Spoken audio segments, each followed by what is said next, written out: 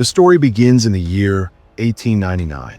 The steamship Kerberos, a massive iron beast, cuts through the dark waters of the Atlantic.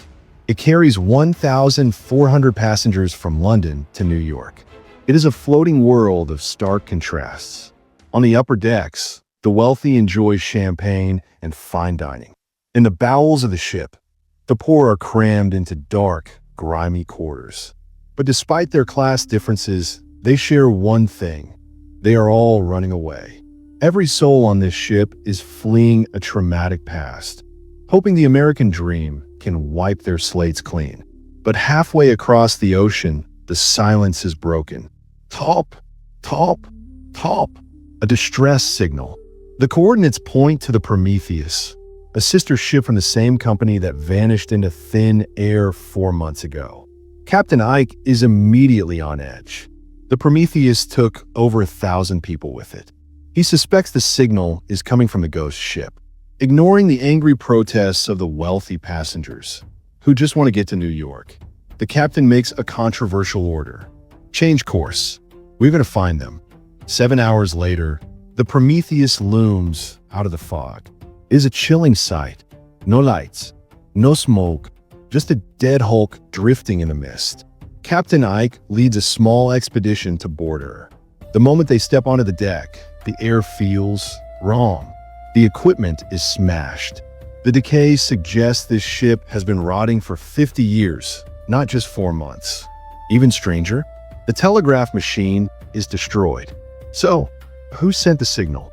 Suddenly, the crew spots something on the floor. A green beetle, but it moves unnaturally, almost mechanically. It scuttles down the hallway, leading them to a locked cabinet. Walk. They force the door open. Huddled inside is a small boy. He is the only survivor. He doesn't speak. He doesn't cry. He simply holds out a mysterious black pyramid. They take the boy and the object back to the Kerberos, unaware that they have just invited chaos aboard. From the moment the boy steps onto the rescue ship, reality begins to fracture. All the compasses on the bridge start spinning wildly. Captain Ike begins to suffer terrifying hallucinations. He hears a voice, he opens a door, and suddenly he isn't on a ship. He's back in his old house. He sees his wife and daughters, who died years ago in a house fire. Whoosh! Flames erupt from the fireplace, consuming the room. Ike stumbles back, traumatized.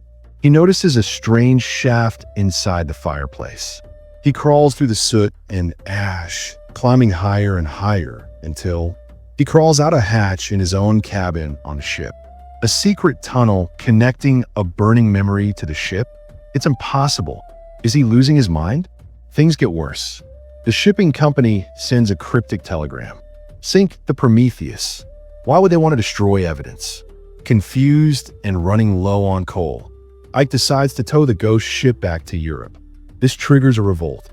A thick, unnatural fog swallows the ship, trapping them in white darkness. Then, the deaths begin. Passengers are dropping dead with no wounds, their faces frozen in terror. The tension is at a boiling point. We have ghost ships, impossible tunnels, and a mutiny brewing.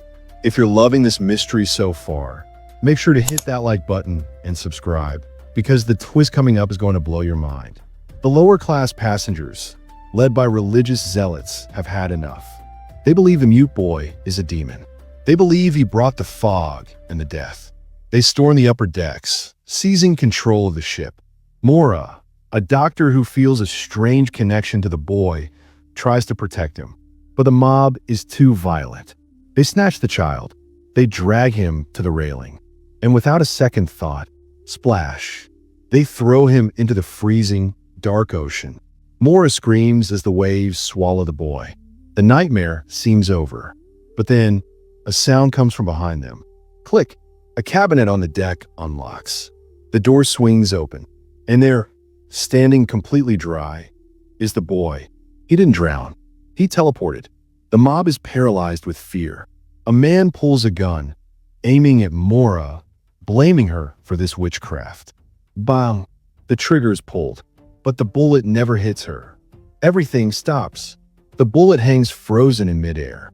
The waves stop crashing. The birds are stuck in the sky. Time itself has paused. Mora looks around in shock. She walks through the frozen scene, plucking the bullet from the air. Suddenly, the background flickers. A digital ripple moves through the sky. The boy walks out of the cabinet.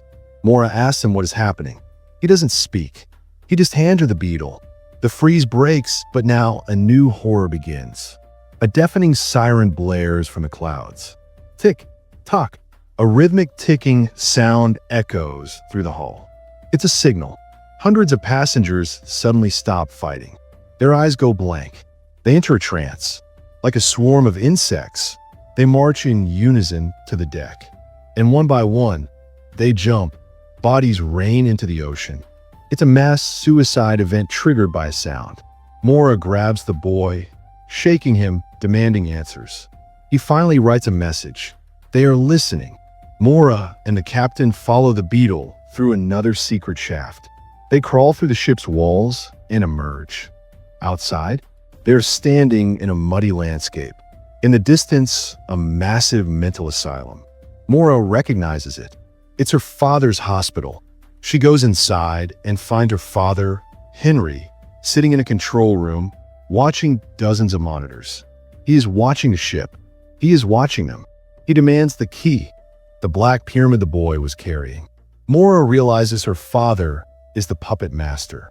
But before she can act, she is captured and sedated. When she wakes up, the ship is in chaos. The remaining survivors are huddled together. A man named Daniel steps forward. He was a stranger who swam over from the ghost ship. He has a device, a strange sliding remote control. He uses it to delete the walls. ZZZT. The wood and steel dissolve, revealing the truth. Behind the walls of the ship, there is no ocean. There is only black rock and computer circuitry. Daniel looks at Mora with tears in his eyes. "You don't remember?" he says. "I am your husband. The boy is our son." He reveals the shattering truth. This is a simulation. They have been trapped here for weeks, repeating the same 8-day cycle. Every time they die, the simulation restarts. Mora's father isn't the one doing this. Mora is. She created this digital prison to keep her dying son alive in a virtual world. She chose to forget her memories to stay here with him forever. But now, the program is corrupted. A virus is destroying the world. A massive whirlpool opens in the digital ocean, deleting the ships. The simulation is collapsing. Daniel knows there's only one way out. He hacks the mainframe. He changes the code of the exit key. The black pyramid is now useless. He pulls out a colorful toy pyramid. The key, he tells Mora, is your wedding ring. The world begins to dissolve into black dust. The ship vanishes. The ocean turns to pixels. Mora places her ring into the toy pyramid. Flash.